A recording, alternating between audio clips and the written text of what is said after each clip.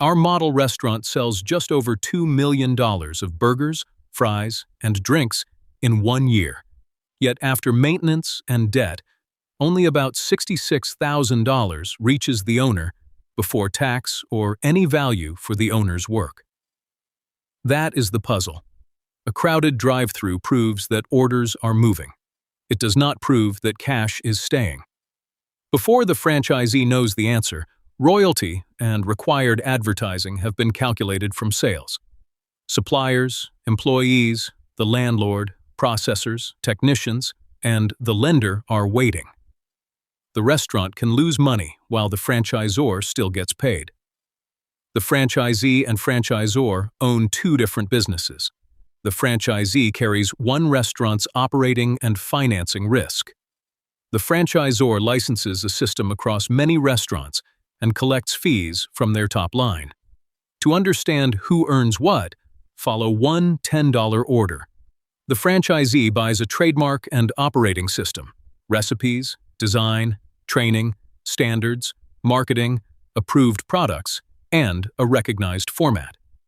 The buyer does not get guaranteed demand, pricing freedom, or profit. The legal map is the Franchise Disclosure Document, or FDD. It covers fees, investment, supplier restrictions, territory, renewal, termination, outlet turnover, and financial statements. Item 19 is easy to misuse. The FTC says a franchisor does not have to provide a financial performance representation. If it does, the claim belongs there. Average unit volume is store sales, not owner income. One 2025 Hardee's FDD listed a $25,000 initial fee, but estimated roughly $1.4 to $2.6 million for one new freestanding drive-thru format, excluding variable real property. Building, equipment, systems, training, and opening cash were the larger checks. So what happens after opening day? In our base model, $3 goes to food and packaging, plus 10 cents for waste. Crew wages take $1.95. A manager, payroll taxes, and benefits add 65 cents. Now the contract. The model uses one coherent fee schedule from that Hardee's disclosure, a 4% royalty, and a then-current 5.5% advertising obligation. On $10, that is 40 cents of royalty and 55 cents of required advertising. Advertising money is not automatically franchisor profit. Funds and required local spending have their own uses, but the franchisee cannot use that cash for payroll, repairs, or debt. Rent takes 69 cents. Utilities, cards, delivery, repairs, insurance, cleaning, software, administration, and a remodel reserve take another $1.28. What remains is about $1.37 of restaurant-level EBITDA. But EBITDA leaves out the next bills. Maintenance capital takes 10 cents. Scheduled principal and interest take about 96 cents. The owner is left with about 31 cents from the $10 order before tax and before pricing the owner's work. Royalty formulas use contract-defined sales because sales are easier to observe than profit. Profit changes with wages, rent, financing, owner salary, and accounting choices. A sales percentage is simpler and more predictable. That aligns both sides around sales, not perfectly around store profit. Imagine a national promotion in our model. Transactions rise 8%, but the average ticket falls 4%, and food cost rises by 1.2 percentage points. Sales increase. The franchisor's modeled contract revenue rises by about $7,300. Yet the owner's after-debt cash falls by about $7,600. That is a constructed sensitivity, not a real promotion. Volume can lift the top line, while discounting consumes the franchisee's incremental margin. Without a promotion, 10% fewer transactions removes almost $50,000 of owner cash. Food cost up 2 points removes $42,000. Labor up 10% removes $54,000. A queue can coexist with weak cash because customers see orders, not the capital stack behind them. Real estate makes the contract more complicated. but not in the same way for every brand. McDonald's says its conventional arrangements combine a lease and license, with sales-based rent and royalties, specified minimum rent, and continuing control of the real estate after the usual 20-year term. That structure is not universal. Our fictional store has a base lease and no percentage rent. Keeping them separate avoids inventing a contract from several brands. Then comes reinvestment. Fryers fail, refrigeration leaks, equipment ages, systems change, and renewal or transfer may require upgrades. Base reserves 1.5% for remodeling and 1% for maintenance. A hypothetical $350,000 remodel equals more than half the owner's equity. EBITDA does not show that future check. Leaving can also be expensive.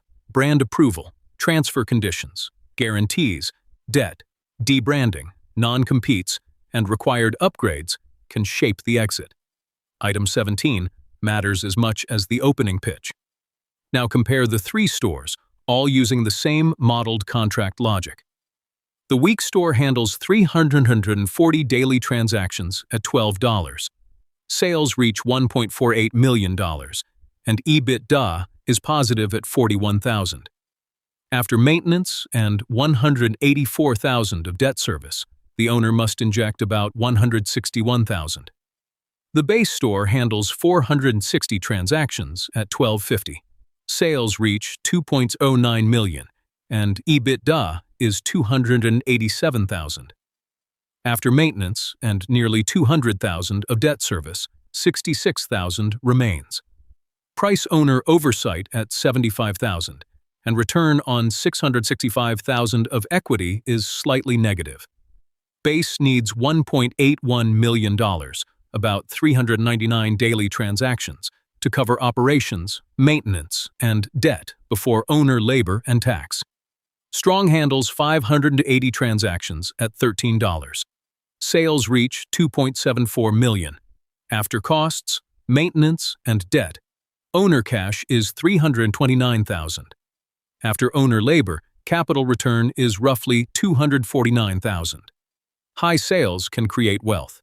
They simply do not guarantee it. A single-unit owner depends on one location, lease, manager, and equipment room. One road closure, competitor, staffing failure, or broken fryer can reshape the year. A multi-unit operator may share recruiting, bookkeeping, training, management, and marketing.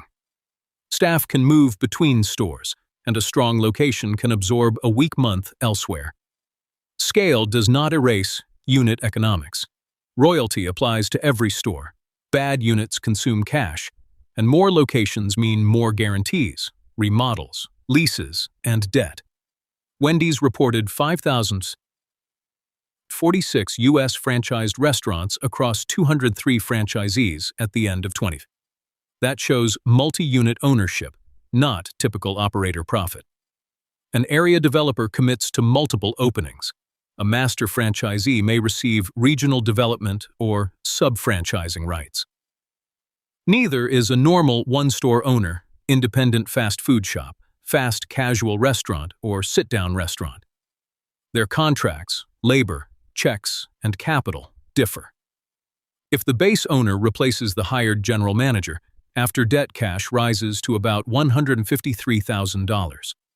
But once $90,000 is assigned to the owner's full-time management labor, only about $63,000 remains as return on capital. That distinction answers the title. A franchise can be a valuable asset when volume is strong, costs controlled, debt sensible, and reinvestment funded.